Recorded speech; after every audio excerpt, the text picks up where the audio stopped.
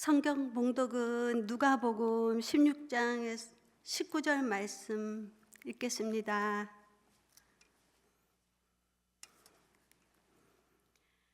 그러면 한 부자가 있어 자색 옷과 고운 베옷을 입고 날마다 호화롭게 즐기더라. 그런데 나사로라 이름하는 한 거지가 헌데투성이로 그의 대문 앞에 버려진 채 그 부자의 상에서 떨어지는 것으로 배불리려 하매 심지어 개들이 와서 그 헌대를 핥더라. 이에 잠깐만 이거 있는데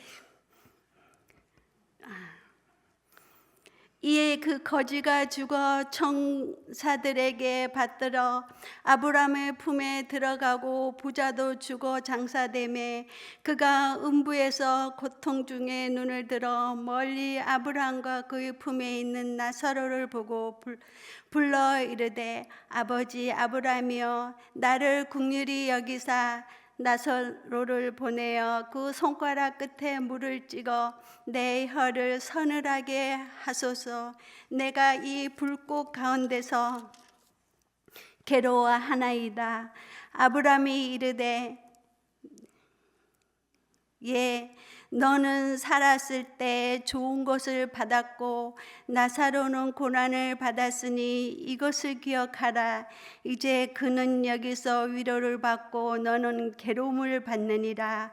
그뿐 아니라 너희와 우리 사이에 큰 구렁텅이가 놓여 있어 여기서 너에게 건너가고자 하되 갈 수 없고 거기서 우리에게 건너올 수도 없게 하였느니라. 이르되 그러면 아버지여 구하노니 나사로를 내 아버지 집에 보내소서. 내 형제 5이 있으니 그들에게 증언하게 하여 그들로 이 고통받는 곳에 오지 않게 하소서. 아브라함이 이르되 그들에게 모세와 선지자들이 있으니 그들에게 들을지니라. 이르되 그러지 아니하나이다. 아버지 아브라함이여 만일 죽은 자에게서 그들에게 가는 자가 있으면 회개하리이다. 이르되 모세와 선지자들에게 듣지 아니하면 비록 죽은 자 가운데서 살아나는 자가 있을지라도 권함을 받지 아니하리라 하였다 하시니라. 아멘. 수고했습니다. 이 시간은 우리 사마을 특송이 있겠습니다. 준비한 동안 사마을 대해서 광고 좀 올리겠습니다. 마을장으로 섬기는 청광문 장로고요. 우리 부마을장은 김현수 집사고요. 4-1 목자는 박미건 권사, 4-2는 김춘래 권사, 4-3은 정희자 권사, 4-4는 고성희 권사, 고성희, 4-5는 이향재 집사. 5개 마을로 되어 있고 50명 되어 있고 지역은 여기 동해동 일부하고요, 중앙동, 행금동, 금곡동, 저정동, 장청동 지역은 그리 구성이 되어 있습니다.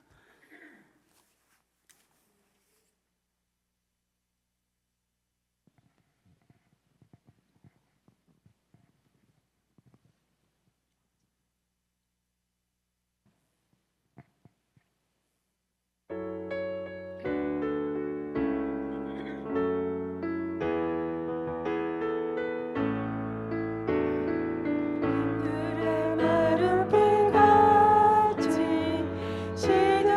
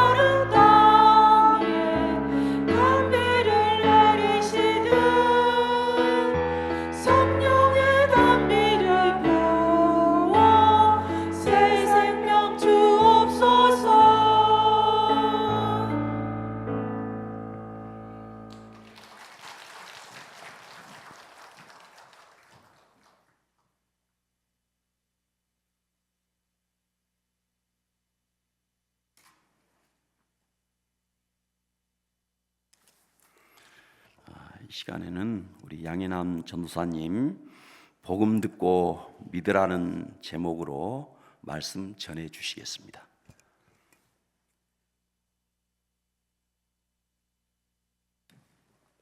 다시 한번 우리 사목장 격려하면서 박수 한번 부탁드리겠습니다.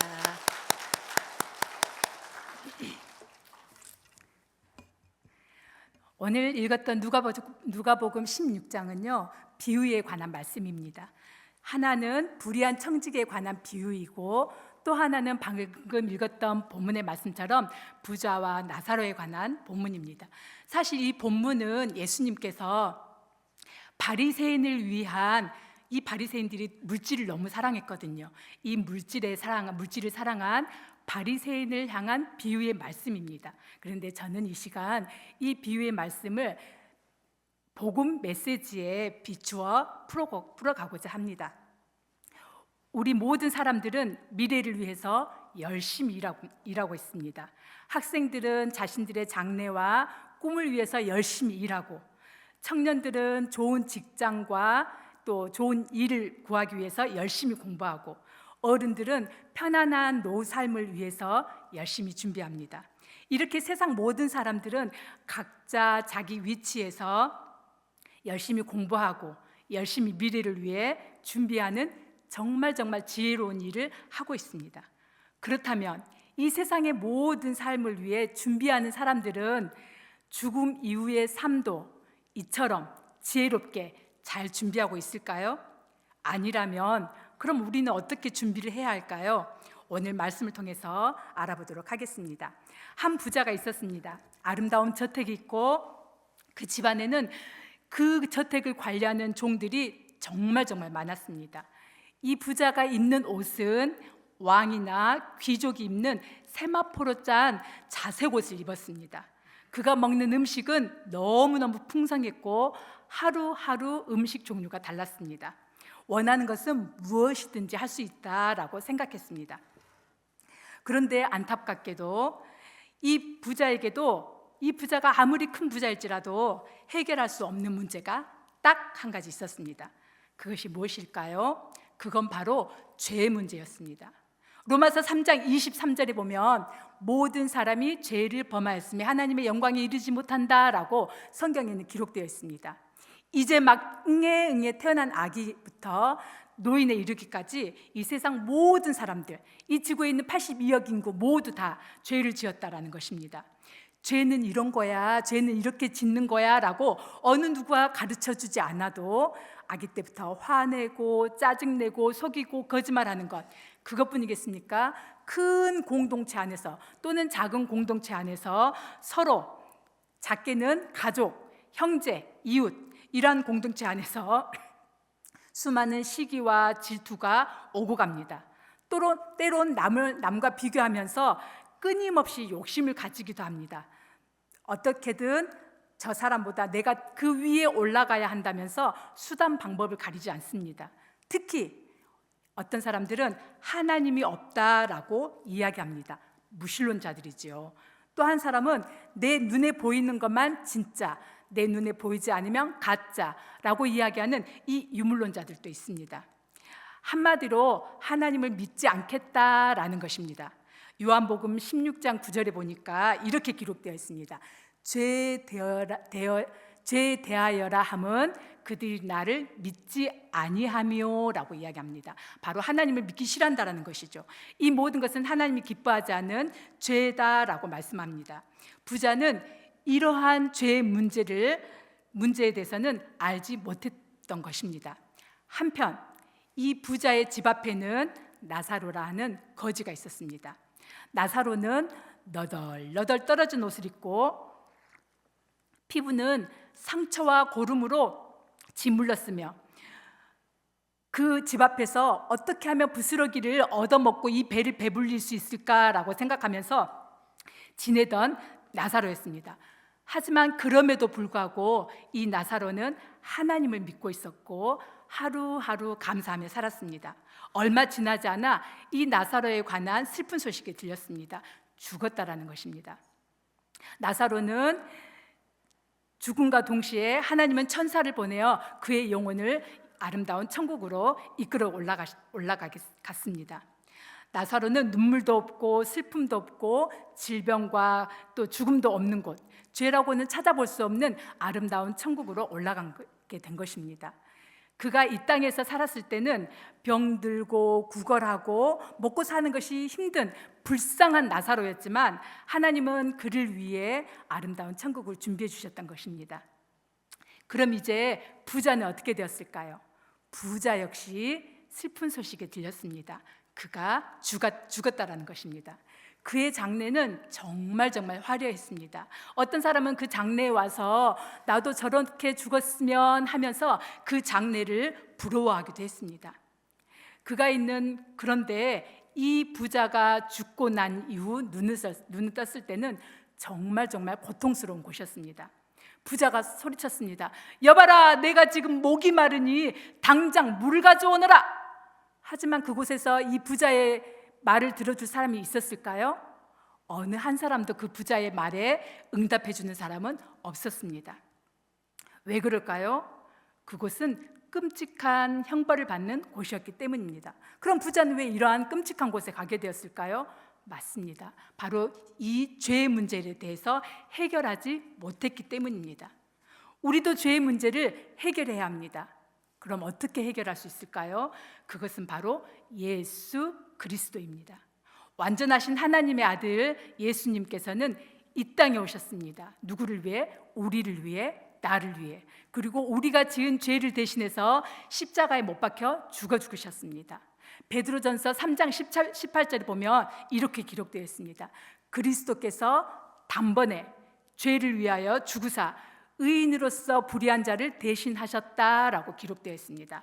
아무런 죄도 잘못도 없으신 예수님, 하나님이신 예수님이 죄인 된 우리를 위해 단 한 번만에 죽으심으로 우리의 죄를 모두 깨끗하게 사해 주셨다라는 뜻입니다.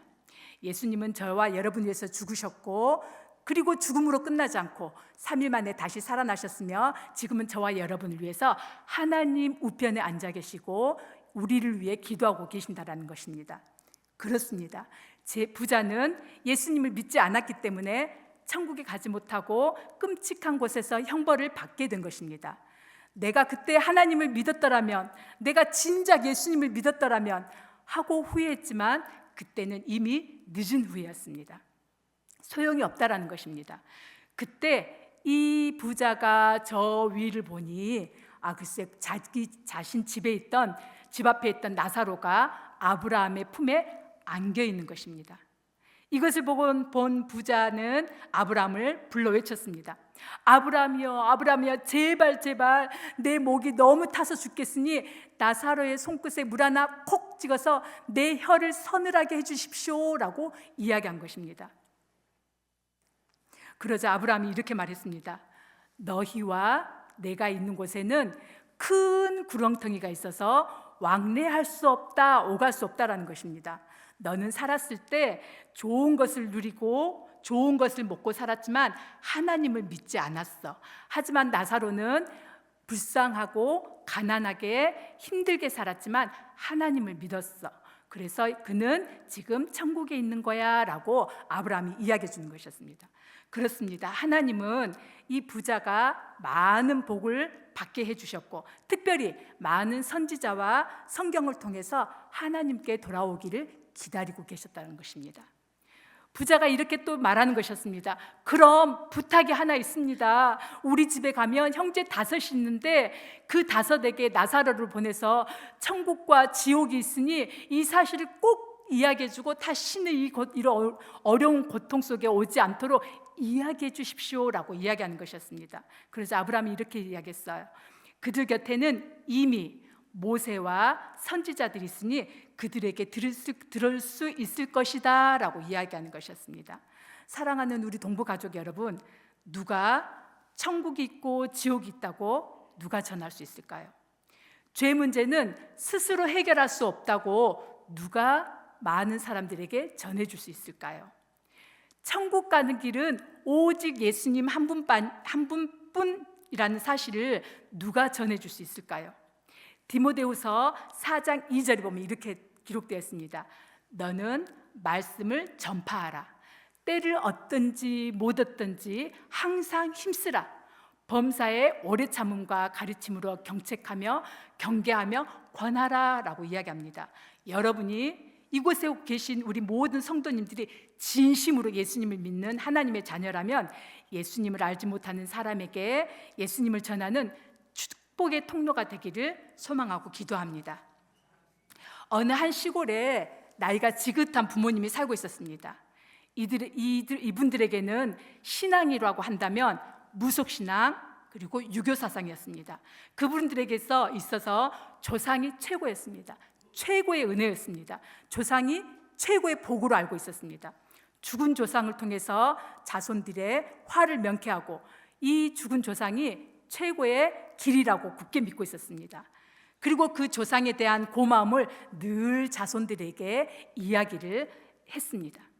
또한 이분들은 80평생에 조상에 대한 은덕을 잊지 않기 위해서 1년에도 몇 번씩 제사를 지냈습니다. 특히 설날 그리고 추석날이 되면 새벽같이 일어나서 정갈하게 옷을 갈아입고 또 몸잔당을 하고 제일 먼저 지방을 씁니다. 가로 6cm, 세로 22cm 하얀 한지 위에 한자 붓글씨로 한자로 써내려갑니다. 그리고 제사상의 음식도 지극정성으로 준비합니다. 제사상의 방향, 음식의 위치 그리고 하나하나 진심을 다해서 신경을 씁니다. 그리고 이제 이 제사가 모두 끝나면 그 자녀들을 모두 불러놓고 음복을 합니다. 이거 먹고 우리 조상들이 지켜주십시오라는 의미로 음복을 하게 되는 것입니다. 이렇게 진심으로 제사에 진심이었던 분들이었습니다. 또한 이 아버지의 성격은 어떤 성격이었냐면 젓가락으로 김치를 들었을 때 이 김치를 끝까지 잘 썰지 않아서 딸려온 김치가 있다면 다시 밥상, 다시 와 라고 이야기합니다. 바지를 다렸을 때 바지를 칼같이 줄이 쫙 한 줄로 서야 합니다. 2줄이 나왔다 다시 다려와 라고 합니다.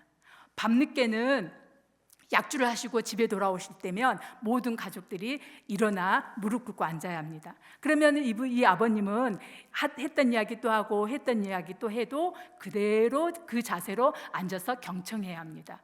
예외는 없습니다. 그 집안에 예외는 없습니다. 어느 날 그 집안에 새 며느리가 들어왔습니다. 당연히 예수님을 믿는 며느리였고 쉽지는 않았지만 남편도 서서히 인격적인 예수님을 만나게 되었고 말씀으로 성장하였고 그 부분은 믿음의 가정을 이뤘습니다. 이제 그 믿음의 가정은 목표가 하나 생겼습니다. 그것은 바로 시골에 계신 부모님의 영혼 구원이었습니다. 그리고 한 해 지날 때마다 기도하며 부모님을 정성껏 모셨습니다. 아 얘들아 이것이 필요하다라고 하면 한쪽 귀로 듣고 한쪽으로 흘리지 않고 잘 기억했다가 필요한 것을 사다가 부모님께 드렸습니다.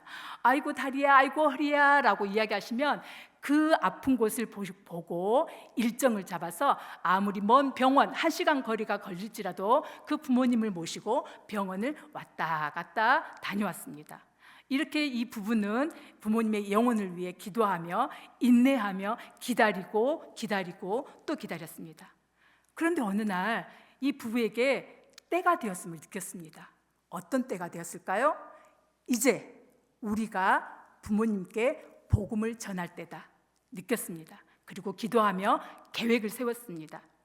2023년 추석 무렵 7명 정도의 식구가 모두 아침 식사를 마치고 이 부부는 계획대로 다과상과 성경책을 펼쳐놨습니다. 그리고 오늘 읽었던 이 본문 누가복음 16장 16절에서 31절까지 본문을 펼쳤습니다. 그리고 예배드리기를 권했습니다. 얼떨결에 이 7명 가족들은 다과상에 둘러앉게 되었고 그곳에서 미리 준비해온 3권의 성경책을 펼쳐들고 한 명 2절씩 교독하기 시작했습니다. 아버지는 생전 처음으로 성경을 읽으며 떠듬 익숙지 않는 이 성경을 읽어내려갔습니다. 그리고 이 며느리는 그 모든 분들에게 이 부자와 거지 나사로에 관한 이야기를 방금 했던 것처럼 차근차근 말을 이어갔습니다. 그리고 이 말이 모두 끝났을 쯤 며느리는 어머님 아버지를 보고 이렇게 이야기했습니다. 어머니, 아버지, 그리고 형님, 이 세상은 하나님은 이 세상 모든 것을 만드셨습니다. 이 세상 모든 것을 만드신 하나님은 어머님, 아버님, 형님도 만드셨습니다. 가장 특별하게 너무너무 소중하게 만드셨습니다. 그리고 무엇보다도 당신들을 위해 영원한 하나님 나라 천국도 예비해 두셨습니다. 그런데 갈 수 없게 만드는 딱 한 가지가 있습니다. 그것은 바로 죄입니다. 죄는 하나님이 기뻐하지 않는 말과 생각과 행동을 말합니다. 무엇보다도 하나님이 어딨어? 하나님을 거부하고 조상이 최고지 라고 말하는 것을 하나님은 기뻐하지 않습니다. 그런데 이 모든 죄를 대신해서 예수님께서 우리를 위해 이 땅에 오셨습니다. 아무런 죄도 잘못도 없으신 예수님이 우리를 위해 피 흘려 주셨고, 그 예수님을 믿기만 한다면 우리의 죄는 깨끗하게 용서함 받을 수 있습니다. 어머니, 아버지, 그리고 형님, 지금 이 순간 예수님 믿기 원하십니까? 그럼 내가 우리 며느리가 믿으라 하는데 믿어야지 라고 생각해서 믿지 마시고, 진심으로 내가 이 말씀을 듣고 보니 내가 늦기 전에 예수님을 믿어야겠다라는 생각이 들리시거든 제 기도를 따라해 주십시오. 영접 기도를 따라해 주십시오 라고 이야기했습니다. 그러자 이 모든 어머니와 아버지는 이제 며느리의 영접 기도를 따라했습니다. 하나님, 나는 죄인을 지었습니다. 평생 우상 숭배하며 살았습니다. 용서해 주십시오. 하나님, 이제는 제 마음속에 들어오셔서 나의 주인이 되어 주십시오. 그리고 내 방법대로 살지 않고 하나님의 방법대로 살 수 있도록 도와주십시오. 지금부터 이제는 하나님만 섬기겠습니다. 나를 하나님의 자녀로 받아주셔서 감사합니다. 예수님의 이름으로 기도합니다. 아멘 하고 기도가 마쳤습니다. 그리고 아버지, 어머니, 그리고 형님은 차분하게 영접 기도를 모두 다 따라하셨고, 우상을 섬기던 그 가정이 인격적인 예수님을 만나는 첫 시간이 되었던 것입니다. 지금 어머니는 세례를 받으시고 이제는 주일이면 늘 교회 가셔서 저녁 교회 다녀오시고, 저녁이면 침침한 눈에 안경을 끼고 성경책을 펼쳐 한자 읽으십니다.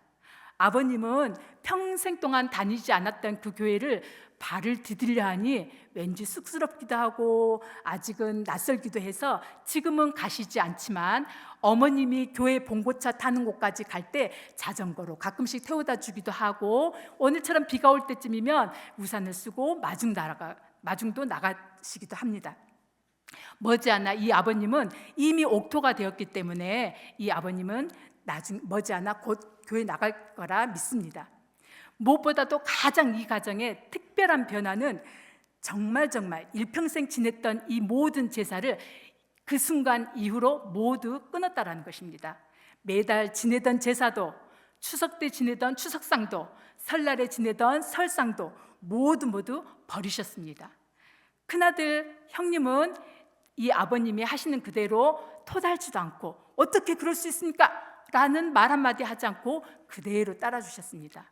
그 후 명절 때나 행사 때가 있으면 제사상, 차례상 대신 찬송과 말씀이 잔잔하게 퍼졌습니다. 오늘은 우리 가족이 모인 좋은 날이니 아야 네가 기도해라 라고 하면서 은근슬쩍 가정 예배 드리기를 원하십니다. 주변에서 인정할 만큼 정말 성품이 대쪽 같으시고 완고하셨던 부모님이 이렇게 변하셨던 겁니다. 이 모든 이 변화는 지극정성도 아니요, 이 부부의 효심도 아닙니다. 오직 강력한 하나님의 말씀을 들었기 때문입니다. 부모님은 이 복음의 말씀을 듣고 그리고 순수하게 믿으셨던 것입니다. 그렇습니다. 복음은 이렇게 능력이 있습니다. 모든 가짜의 인생을 진리 앞으로 이끌어줍니다. 하나님은 저 먼 시골에 있는 부모님의 영혼도 사랑하시기에 한 믿음의 자녀를 며느리로 보내셨고 그 영혼을 통해 구원하시기를 계획하셨던 것입니다. 디모데전서 2장 4절과 베드로후서 3장 9절 우리 다 같이 한번 읽어보도록 하겠습니다. 시작.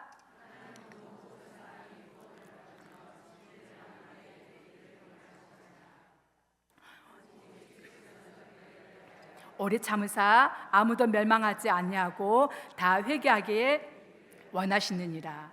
하나님의 크고 온전한 뜻은 단 한 영혼도 잃지 않고 구원받는 데 있습니다. 예수님은 부활하시고 승천하시기 전 제자들에게 마지막 명령을 하셨습니다. 너희는 온 천하에 다니며 만민에게 복음을 선포하라, 전파하라 라고 하셨습니다. 이 말은 그 당시 그 제자들에게 주는 말씀이지만 그 말씀은 오늘날 우리에게도 동일하게 적용됩니다. 우리는 주의 말씀을 선포하고 전파해야 합니다.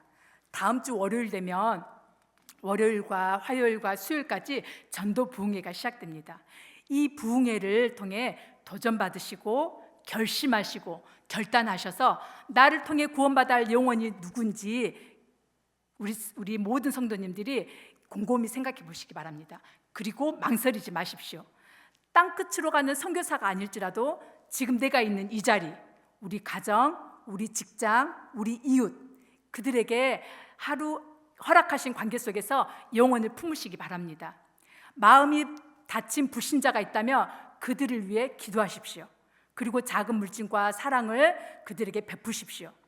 전도는 완벽한 사람이 하는 것이 아니라 예수님의 사랑에 빚진 사람이, 예수님의 사랑에 빚진 사람이 하는 것입니다. 내가 저 사람을 꼭 변화시켜야지 라는 부담감을 내려놓으시고 오직 성령님을 의지하시기 바랍니다. 성령님께서 그 영혼을 변화시키실 것입니다. 오직 성령 한 분이면 넉넉합니다. 시편은 이렇게 이야기합니다. 눈물을 흘리며 씨를 뿌리는 자는 기쁨으로 단을 거두리로다. 울며 씨를 뿌리러 나가는 자는 반드시 기쁨으로 그 곡식단을 가지고 돌아오리로다 라고 이야기합니다. 혹 내가 풍성한 결실을 맺지 않을지라도 하나님은 이미 복음 전하기 위해 발걸음을 뗀 그 사람을 보고 이미 착한 종아 내 착한 종아라고 이미 칭찬하실 것입니다. 사랑하는 우리 동부가족 여러분, 이번 전도 부흥회는 정말 큰 기쁨으로 회복되는 은혜 자리가 될 것입니다. 전도 부흥회를 통해서 잃어버린 영혼을 우리가 구원해냅시다. 잃어버린 영혼이 주님 품으로 돌아오는 순간 하나님께서도 저 천국에서 기쁨으로 춤을 추실 것입니다.